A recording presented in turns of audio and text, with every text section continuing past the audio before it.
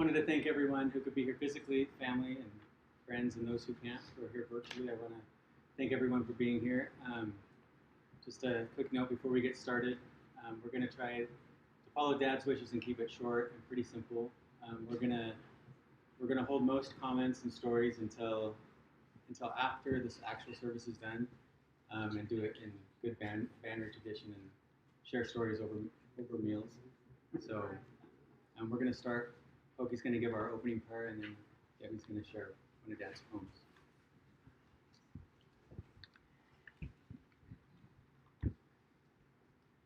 Our dear Father in heaven, we're grateful for the many blessings in our lives, and we're grateful for this opportunity we have to come together as family and to celebrate Uncle Gord's life.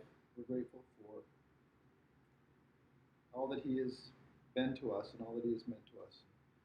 We're grateful for the love that we share for him and for one another. We pray for thy Spirit to be with us, to guide us, direct us, and to comfort us, especially those who are especially suffering at this time.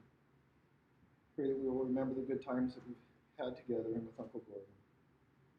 Ask that thou would always be with us and say these things and ask for these blessings in Jesus' name. Amen. Amen. So I don't know if all of you know this, but my dad liked to memorize and recite poetry.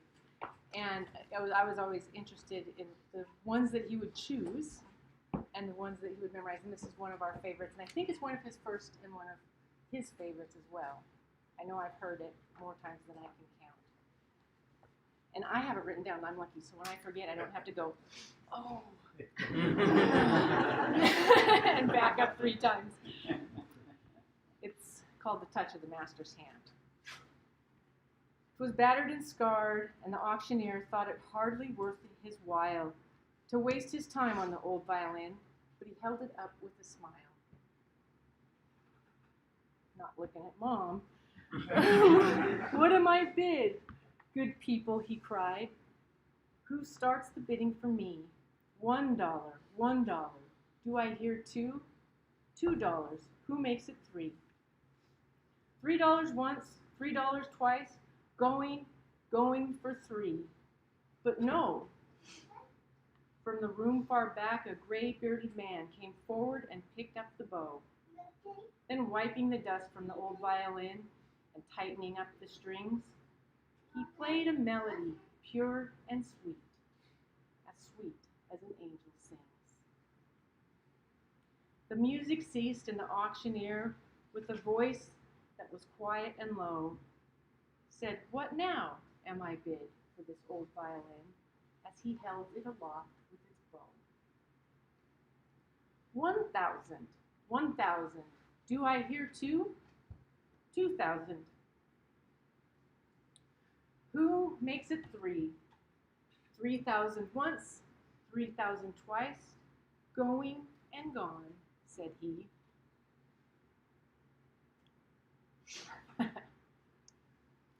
The audience cheered, but some of them cried, "We just don't understand. What changed its worth?" Swift came the reply, was the touch of the master's hand. And many a man with life out of tune, all battered and bruised with hardship, is auctioned off cheap to a thoughtless crowd, much like the old violin. A mess of pottage, a glass of wine, a game, and he travels on. He's going once, he's going twice, he's going and almost gone. But the master comes, and the foolish crowd never can quite understand the worth of a soul and the change that is wrought by the touch of the master's hand. By Myra Brooks Welch. So, I love this poem. This reminds me of my dad because I've heard him recite it so many times, but it also reminds me of my dad because it's just how he saw people. He was not naive. He could see everything, including right into your goodness and beauty, and knew that all you needed to do was to understand your worth. So anyways, I love him and I'm going to miss him. Just like everybody else. Thanks, Deb.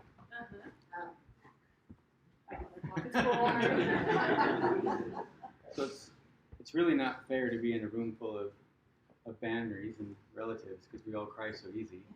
You know, it's easy to keep your composure when nobody else is crying, but you know, it's hard. It's hard when everybody's falling. So why don't I start by just crying and we'll just call it good, right? So since last week, I've known this was coming, and I've had such a hard time. How do you put into words somebody like my dad? And I've thought about it, and I've stressed over it.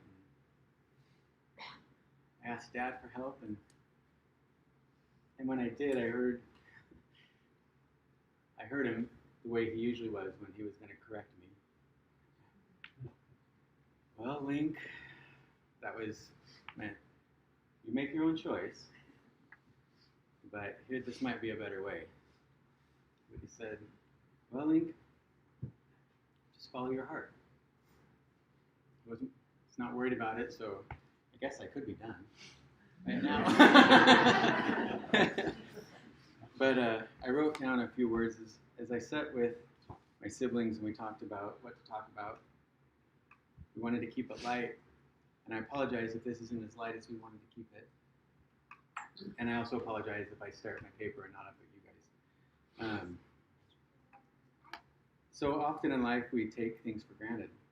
I'm so lucky to have good parents who have worked throughout their lives to be good people. And because of that, I'm a better person. It wasn't until I was in my early 20s when I realized just how lucky I was. Growing up, our home was always open. As kids, our friends always came to our house, and they all called my parents Mom and Dad. It was just so normal for us. I grew up hearing my parents tell each other, I love you, all the time. Couldn't get away from it. Dad would always kiss Mom after prayer, any prayer. Sometimes he would just have a family prayer so he could have an excuse to give Mom a kiss.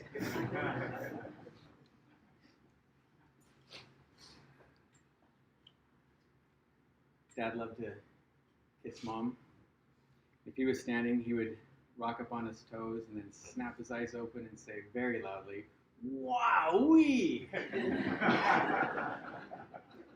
and shake his head like he'd just been struck by lightning. They always started looking for birthday gifts and Christmas gifts months in advance. Whenever Dad finished working or his church responsibilities and was on his way home, he would call Mom and her eyes would light up as she answered the phone. They would talk, and then about 15 minutes later, Dad would drive down the driveway and Mom would light up all over again, like they hadn't seen each other for days. I took for granted that my parents had a special relationship. I thought this was normal. I assumed that all married couples were best friends and couldn't wait to see each other every day. Their love looked effortless and so natural to me. It wasn't until much later in life I realized just how unique they truly were. I can't tell you how many times I heard my dad say to anyone who would listen that God had sent him an angel and he wasn't sure that he deserved her, and he hoped the Lord wouldn't figure it out. I never met two people who were better friends or more in love. I know that if Dad had his way today, he would skip right to the food and visiting. He definitely wouldn't want any fanfare or tears. Dad wasn't afraid to die, and he certainly wasn't afraid to live. In fact, he wasn't afraid of much of anything. Anyone who knew my dad loved him and knew he was a good man. But in keeping with who he was, I will tell you a few things that you might not know about my dad. When my dad was a cop at BYU while patrolling one of the buildings on campus that was under construction, he came around a corner to find an intruder at the other end of the hall. With cat-like reflexes,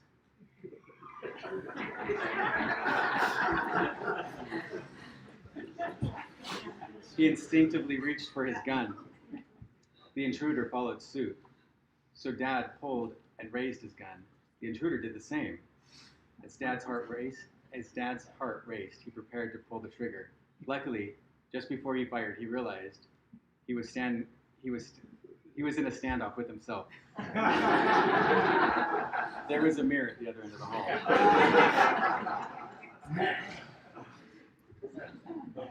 Over the last week, I've been talking to my aunts and uncles and learned a few interesting things about my dad. He once repaired the family car with a tuna can lid. And apparently it lasted long enough until they could afford to buy a new car.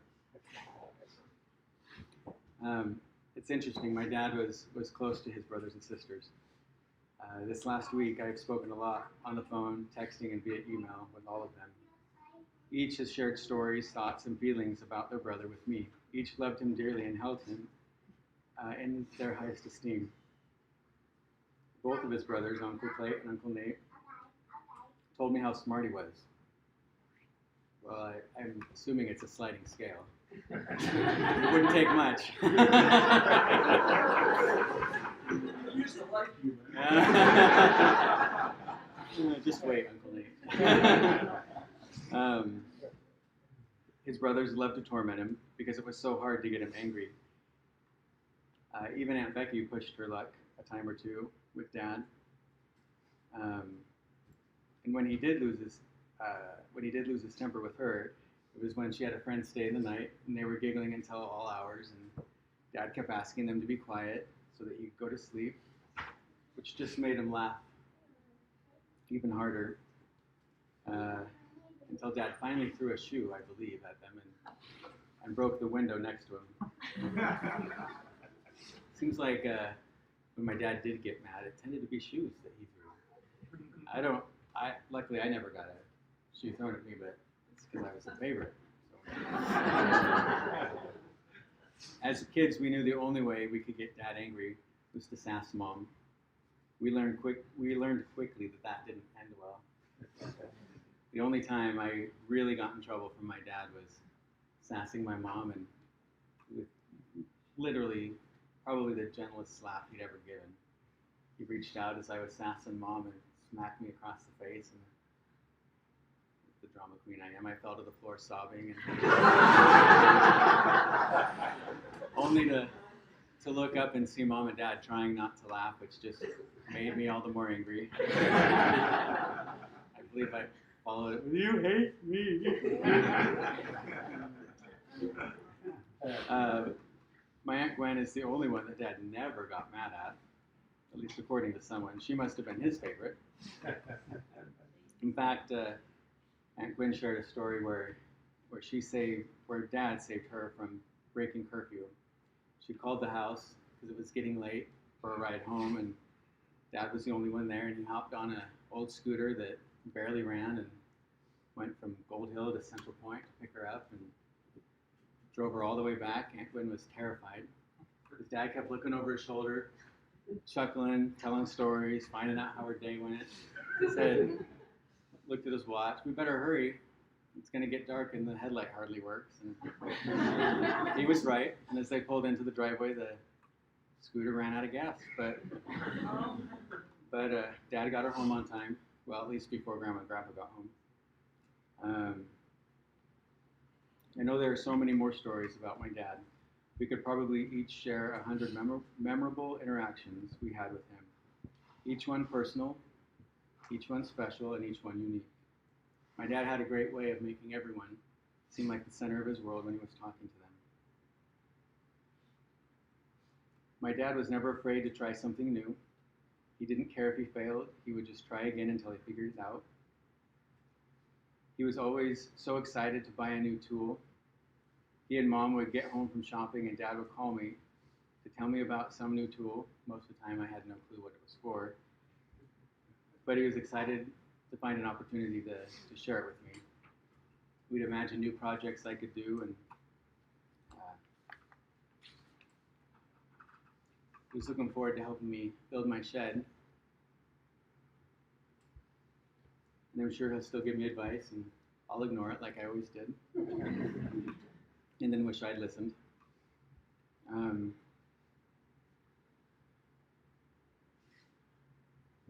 My dad was never ashamed or disappointed in us kids. And between the four of us, we gave him plenty of opportunity. He never judged, and he never complained. He was always available to help. I can't imagine there's a person in this room or watching that my dad hasn't helped at one time or another. I remember him always being the first one to stop to help fix a flat tire or an overheated engine, and he'd always walk away with a new friend. My parents have always been examples of kindness, love, generosity, patience, devotion, loyalty, and humility, like a good Boy Scout. They are such amazing examples of true Christ-like love that extended beyond religion and family. It encompassed everything they did. My dad didn't know a stranger, and everyone was his friend. All you had to do was know him, and you were family. I know my dad was not perfect, and so did he. If the subject came up, he had a list that he would rattle off of all of his imperfections. But it was the way he owned every part of his life that made him perfect in my eyes. It would be easy to say that my dad's passing leaves a huge hole or an empty spot in our lives. But over the last week since his passing, I've come to realize that he has loved and taught so much that even though we can't see him and we miss him terribly, he hasn't left a hole. He has left me full to the brim. My life is better because he was in it, and his absence doesn't change that. Heaven has called him home, and with joy and gratitude, we let him go and prepare the way. We are blessed by his life, and so we pass it on by being a little bit more like him. I can't express to you how grateful I am for my parents and the example that they have been to me my entire life.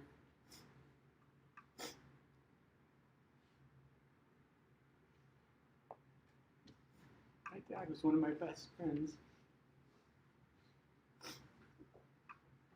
There was hardly a day that went by when I didn't ask him for something, or how to do something, or what he would do, or why this light in my car came on. And Gord, I guess that's going to have to be you now, because I don't know anything about any of that stuff.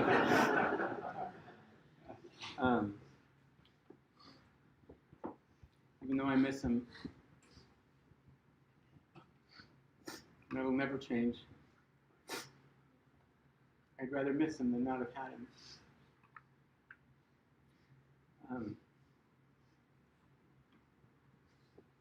With that, do you want to share anything, Corey? Huh? We're good. So if you want to share, you can.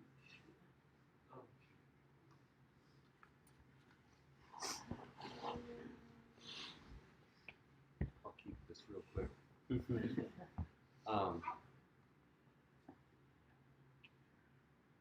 Dad, I've been absent the last 25 years pretty much. I haven't hardly been able to make it up here to visit this great family that was so wonderful growing up with. And all the weekends at Grandma and Grandpa Banry's house, hanging out with everybody was just awesome. And now, you know, Todd and Pokey and all our kids are grown. My baby's 27, building a house. And I've really missed you guys. And I've really missed my dad. And I know how much everybody in this room loves him, loves each other. And I just want to thank you guys all for being here, for my mom, and being this family. Love you guys. Thanks, Corey. So we're gonna have a closing prayer real quick, and then I would invite everyone to take the opportunity to share their good memories of Dad and make this a true Banry family gathering and enjoy the great food and the great company. Are we gonna leave the thing going? We are. I'm gonna go ahead and leave the cameras going. I don't know if anyone's gonna be able to hear what's going on, but Can I make a suggestion?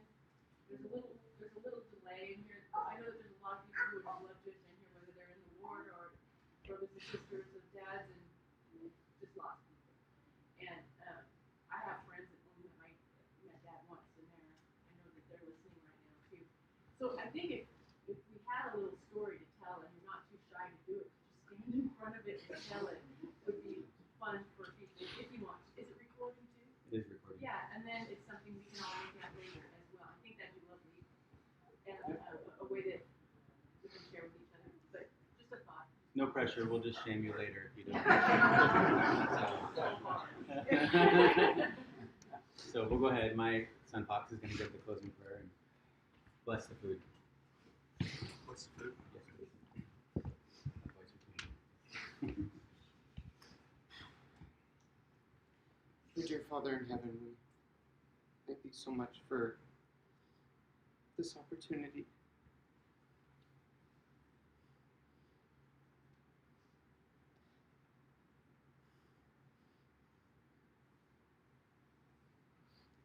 That we have to be here together as a family, and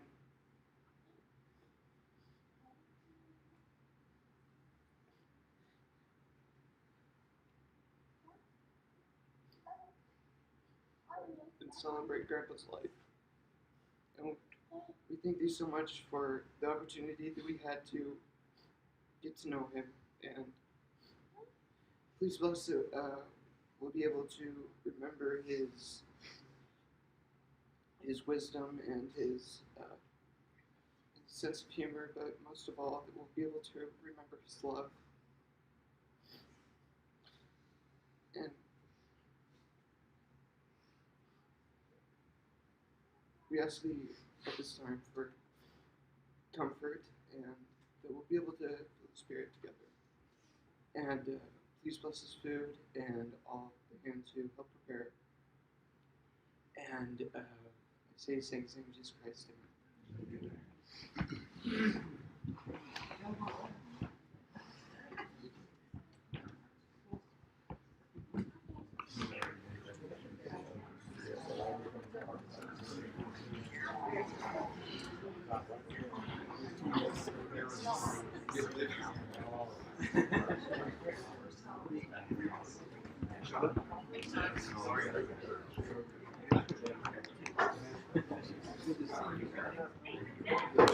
It's been a while.